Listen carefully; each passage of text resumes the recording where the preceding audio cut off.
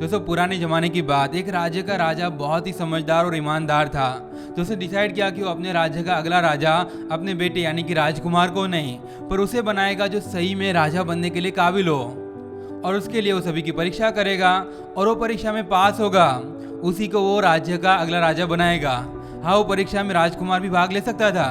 अगर वो काबिल होगा तो वो भी राजा बन सकता है। यानी कि सबको सेम अपॉर्चुनिटी मिलनी चाहिए। राजा पूरे राज्य में ऐलान कर देता है। बहुत सारे बच्चे राजा बनने के लिए राजमहल में आते हैं। अब राजा ने परीक्षा लेने के लिए क्या किया कि सबको एक एक बीज दे दिया और कहा कि आप घर जाके अपने अपने गमले में बीज को बो देना, और जो सबसे अच्छे से देखरेख करेगा, जिसका पौधा सबसे अच्छा होगा, उसी को मैं ये राज्य का अगला राजा बनाऊंगा। अब सब बच्चे घर जाते बहुत एक्साइटेड होते हैं। सब लोगों ने बीज को अपने अपने गमले में बो दिया। सब लोग उसकी अच्छे से देखरेख करने लगे, अच्छे से पानी डालने लगे, टाइम टू टाइम उसे धूप में रखने लगे, मिट्टी अच्छी यूज़ की, खाद डाला, सब कुछ किया। और वहाँ फिर राजकुमार ने क्या किया, उसने तो जो गार्डनिंग में स्पेशल लोग होते हैं ना, जो माली लोग होते हैं, उसी को काम पे रख लिया। अब जाहिर सी बात है कि वो लोग इतने एक्सपीरियंस है, इतना सब कुछ जानते हैं और सालों से ये सब कर रहे हैं, तो उसी के गमले में सबसे पहले पौधा निकलेगा। तो राजकुमार के गमले में ही सबसे पहले पौधा निकला।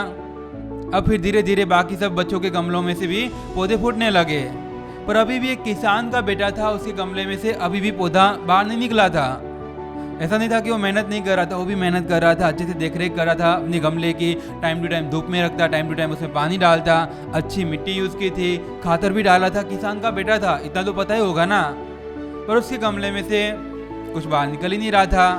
अब वो सोचने लगा कि उसको जो राजा ने बीज दिया है वो कुछ अलग टाइप का बीज होगा, उसको टाइम लगता होगा। तो बिना हार माने मेहनत करता रहा। अब बाकी सब लोगों के पौधे बड़े होने लगे, कुछ कुछ लोगों के पौधों में फूल भी आने लगे, और वहाँ पे राजकुमार के गमले में जो पौधा था वो तो इतना अच्छा बन चुका था और उसमें उतने सारे फूल आ चुके थे कि आप उसे गार्डनिंग का बेस्ट नमूना बोल सकते हो। बहुत सुंदर दिख रहा था उसका पौधा। अब धीरे धीरे बाकी सब लोगों के पौधे भी बड़े होने लगे, उसमें रंग बिरंगी फूल आने लगे, अच्छे दिखने लगे। पर अभी भी इतना टाइम हो चुका था, फिर भी वो किसान के बेटे का गमला अभी तक बंजर ही था, उसमें से कुछ बाहर नहीं निकला था। अब फाइनली टाइम आता है, राजा सबको बुलाता है और सब अपने अपने गमले लेकर राजमहल में जाते हैं। पर वो किसान का बेटा हिचकिचा रहा था कि वो ये बंजर गमला लेकर राजा के पास कैसे जाएगा, क्या बोलेगा कि मेरे से कुछ हुआ नहीं, मेरा गमला अभी तक बंजर है, उसमें से कुछ निकला नहीं। तो सोचता है कि वो नहीं जाएगा। पर वो किसान के बेटे की माँ उसे बहुत हिम्मत देती है और बोलती है कि तुम अभी से क्यों हार मान रहे हो, तुम एक बार जाओ तो सही। और राजा ने जो तुम्हें बीज दिया तो सोच समझ कर दिया होगा, उसमें से कुछ बाहर निकला है तो उसका भी कुछ उद्देश्य होगा। अब राजा को माल ही नहीं चाहिए, राजा को राजा चाहिए। तुम एक बार जाओ तो सही, ट्राई तो करो, अभी से क्यों हार माननी तुम्हें। तो माँ की बात सुनकर वो किसान का बेटा राजमहल में जाता है। पर जब राजमहल में जाके देखता है तो वहाँ पे सभी बच्चों के गमले में बड़े बड़े पौधे थे, उसमें रंग बिरंगी फूल थे। और जब उसने राजकुमार के गमले को देखा, सोचा कि अपना हो गया, बन चुके हम राजा, राजा तो ये राजकुमार ही बनेगा, ये सब नाटक था। तो एक कोने में जाके निराश होकर बैठ गया। अब राजा आया, सब लोगों के पौधे का निरीक्षण करने लगा। वो एक लड़के के पास जाता, उसके पौधे का निरीक्षण करता और फिर सबको शाबाशी देता।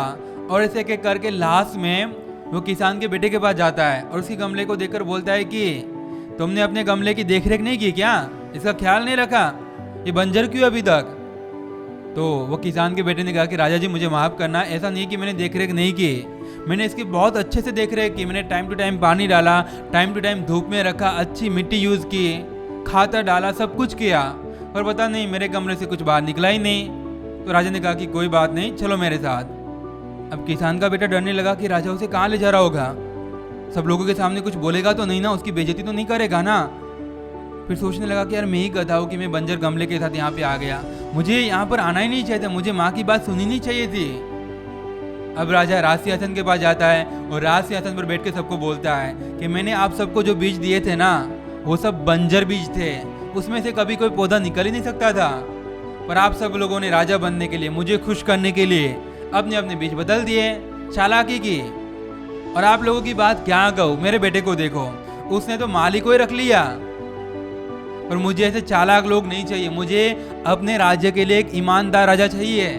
और जो मुझे मिल चुका है, किसान के बेटे को देखो, आप सब लोगों के पौधे को देखकर उसे भी लगा होगा कि मैं भी अपना बीज चेंज कर दूं। उसे भी मन हुआ होगा, उसको भी राजा बनना था, पर वो अपनी ईमानदारी से डगा नहीं। और मुझे ऐसा ही ईमानदार राजा चाहिए अपने राज्य के लिए, और मैं इसी को अपने राज्य का अगला राजा बना रहा हूँ। देखा दोस्तों, ईमानदारी में फल आपको थोड़ा लेट मिलता है, पर मिलता जरूर है। और अगर आप चालाकी करोगे तो आपको सब कुछ शुरू में मिल जाएगा, आप इंस्टेंट सक्सेसफुल बन जाओगे, पर फिर एक झटके में सब कुछ चला भी जाएगा।